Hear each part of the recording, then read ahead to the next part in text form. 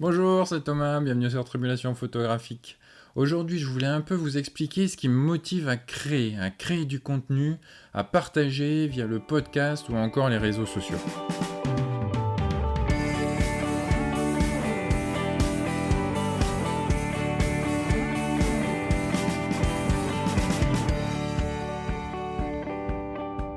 Et oui, il y a une question qu'on peut se poser quand on commence à créer du contenu, c'est quand on commence à vouloir partager un petit peu son expérience, c'est pourquoi?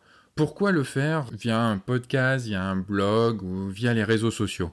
C'est un petit peu ce que je voulais vous expliquer aujourd'hui, vous expliquer un petit peu ma démarche. Pour ceux qui me suivent sur les réseaux sociaux, du coup, vous avez pu voir vendredi dernier, j'ai pu être interviewé par Bertrand Soulier, un créateur de contenu, un podcasteur. Et en fait, c'est une personne que je suis, alors qui ne parle pas du tout de la photographie, mais c'est une personne par laquelle j'ai beaucoup appris pour tout ce qui tourne autour de la création de contenu. Son site, son podcast Votre Coach Web, c'est un podcast qui est quotidien et qui en fait m'a permis depuis quelques mois du coup à vouloir partager avec vous mon expérience et c'est grâce à cette personne que j'ai voulu me lancer dans l'aventure du podcast.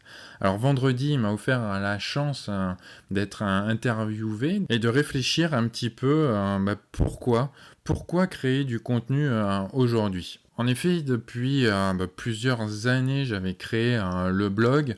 J'ai un site également depuis assez longtemps et je suis présent sur les réseaux sociaux pour essayer de montrer mon travail. Ensuite, il y a eu cette démarche de vouloir partager un petit peu mes découvertes et c'est ce qui m'a essentiellement motivé ensuite à créer ce podcast. Alors je sais, il y a quelques temps, je m'étais un petit peu questionné sur les réseaux sociaux et il y a quelqu'un qui me suivait, avec qui on avait pu échanger et qui disait qu'elle n'était pas forcément persuadée de l'utilité des réseaux sociaux et qu'elle préférait les vrais contacts. Et franchement, elle a complètement raison. Les vrais contacts, ça remplacera jamais les réseaux sociaux. Mais très sincèrement, je ne suis pas sûr que l'un empêche l'autre. Quand on parle de partage sur Internet, on pense forcément aux réseaux sociaux.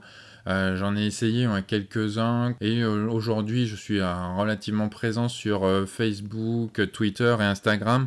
Voilà, ne surtout pas aller sur plusieurs réseaux sociaux et finalement être nulle part. Moi, j'essaye de me concentrer sur cela. Ces trois espaces qui me semblent aujourd'hui indispensables si vous voulez montrer vos photos. Mais rien ensuite ne vous empêche de concrétiser, alors on va dire de l'ajout d'un ami sur Facebook par une rencontre autour d'un verre, une rencontre en vrai quoi.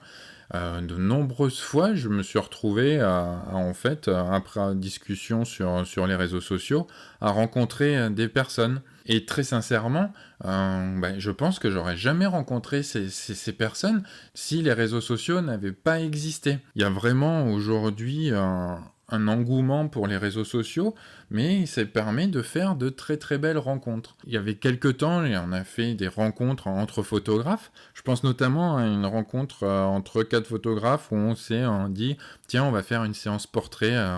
Et on se rencontre, donc au début on a commencé autour d'un repas, et puis ensuite on a fait une séance photo où chacun a pris un portrait des uns et des autres. Voilà, Alexandre Fédy, Cédric Emanran, ou Thomas Benezet. Voilà, c'est trois photographes que j'ai pu rencontrer. Et ces personnes, je les aurais jamais rencontrées si les réseaux sociaux, si Twitter n'avait pas existé. Là aujourd'hui, je pense notamment à Alexandre, c'est une personne avec qui j'échange très régulièrement, on se voit régulièrement et on est vraiment devenus amis derrière. Et ça a été grâce aux réseaux sociaux, grâce au partage que l'on faisait chacun et de l'utilisation qu'on faisait chacun d'Internet. Et c'est quelque chose à laquelle je tiens vraiment, car c'est toujours très enrichissant de rencontrer d'autres regards, de parler de notre passion commune, d'échanger et de partager. Donc voilà, on peut pas forcément tous se rencontrer, c'est clair, mais voilà, c'était l'idée, via le podcast aujourd'hui, de partager également avec vous ma vision de la photographie. Et bien entendu, surtout, n'hésitez pas à me faire des retours, car voilà, c'est juste une excuse pour entamer une discussion, entamer un dialogue et faire de nouvelles connaissances. C'était également pour partager que j'ai créé il y a quelques années le webzine Flash avec Robin Santus. Voilà, là encore, une très belle rencontre. Bon, là, c'était dans un contexte professionnel que j'avais rencontré Robin, mais on a découlé une amitié, et puis voilà, de nouveaux projets photographiques. On a créé Flash, alors c'était un magazine à la fois la vitrine de nos actes quotidiens, mais l'outil en fait qui nous a permis d'exposer notre vision de la photographie et de partager avec d'autres auteurs chaque trimestre une vision de la photographie. On essayait à chaque trimestre de proposer des regards d'auteurs qui étaient différents autour d'un même thème. Et alors là, même s'il s'agit d'un magazine qui était 100% web, cela n'a pas empêché d'avoir organisé des repas pour rencontrer en fait tous les auteurs qu'on avait publiés. On se retrouvait une fois par an autour d'une bonne table et de pouvoir rencontrer dans la vraie vie les gens. Un autre moyen de partager, parce que bon, les réseaux sociaux, c'est pas une finalité en soi, c'est les échanges avec d'autres photographes, et puis il y a aussi les rencontres avec le public. Vous savez, je l'ai dit hier, vendredi, quand je disais qu'il fallait imprimer les photos, c'est aussi à des buts de pouvoir exposer, de pouvoir montrer son travail, et là, il y a un partage avec le public. Et ça, c'est quelque chose qui a pas de prix, en fait.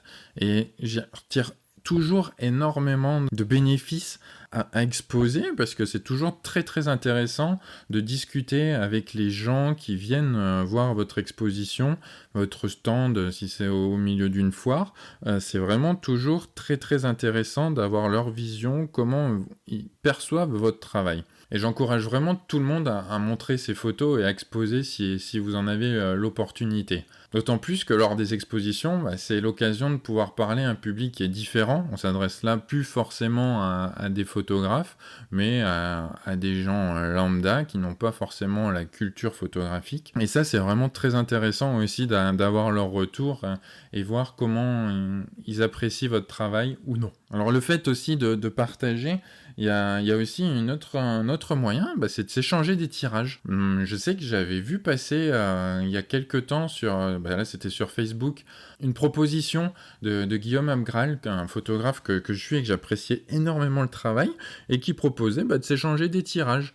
Et du coup, ça a permis de rentrer en contact et d'échanger 4 photographies. Donc j'ai envoyé 4 de mes photographies, il m'a envoyé 4 de ses photographies, et ça m'a permis, moi, d'agrandir ma collection de photographies et de pouvoir admirer ces photos sur papier. Donc voilà tout un panel vraiment de possibilités de partage, et c'est ce que j'apprécie, moi, énormément aujourd'hui, des possibilités qui nous sont offertes pour pouvoir partager.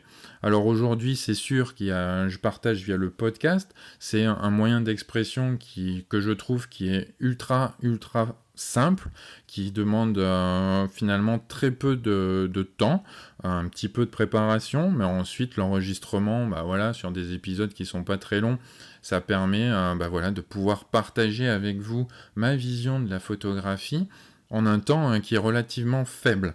Alors aujourd'hui, je pense aussi à la vidéo, où là, ça demandera peut-être un petit peu plus de temps, mais c'est ce que j'aime beaucoup aujourd'hui, et j'espère que vous apportez du coup un petit plus, et vous aider aujourd'hui à aller un petit peu plus loin dans votre processus de photographe. C'est ce que j'expliquais un petit peu à Bertrand Soulier dans son podcast, quand il me disait pourquoi, comment, et que finalement il y avait beaucoup déjà de contenu autour de la photographie. C'est vraiment ce qu'aujourd'hui moi je souhaite, c'est de ne pas forcément toujours penser à la technique, mais d'aller plus loin et d'essayer d'approfondir un petit peu sa pratique avec un œil un peu plus critique, on va dire, un peu plus peut-être connaissance de l'histoire de la photographie.